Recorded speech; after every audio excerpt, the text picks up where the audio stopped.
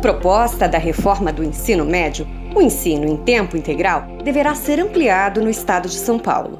Outra proposta será fornecer educação integrada. Mas afinal, qual a diferença entre as duas que têm nomes tão parecidos? Para esclarecer melhor este assunto, nós vamos conversar com o professor e especialista em gestão educacional, Renato Casagrande. Professor, qual a diferença entre as duas propostas e o objetivo delas? O pessoal faz muita confusão ainda sobre educação em tempo integral ou educação integrada ou integral, como nós chamamos. Educação em tempo integral é uma educação ofertada em 2 turnos, geralmente. Ou seja, de manhã e à tarde, como acontece na maioria dos países da Europa, nos Estados Unidos, é comum isso. Os alunos têm aula de manhã e à tarde e, se não me engano, só na sexta-feira que eles têm folga à tarde. Portanto, os alunos estão acostumados a frequentar as aulas de manhã e de tarde, como acontece em algumas escolas aqui no Brasil, ainda muito pouco, não chega a 10% na rede pública e 2, 6% na rede privada.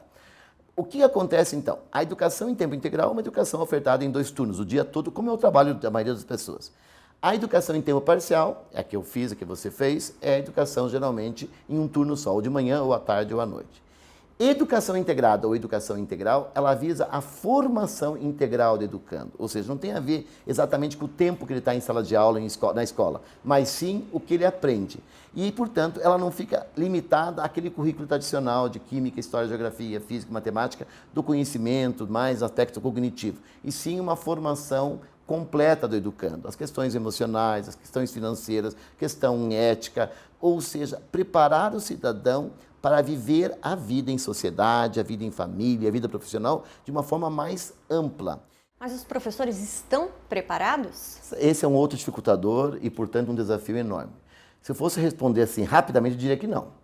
Porque a nossa formação, os professores foram formados, estão sendo formados ainda para trabalhar aqueles conteúdos geralmente especializados, química, física, biologia, portanto, não integrado. Uma formação que eu costumo dizer que é do século XX, uma escola do século XIX e um aluno do século XXI.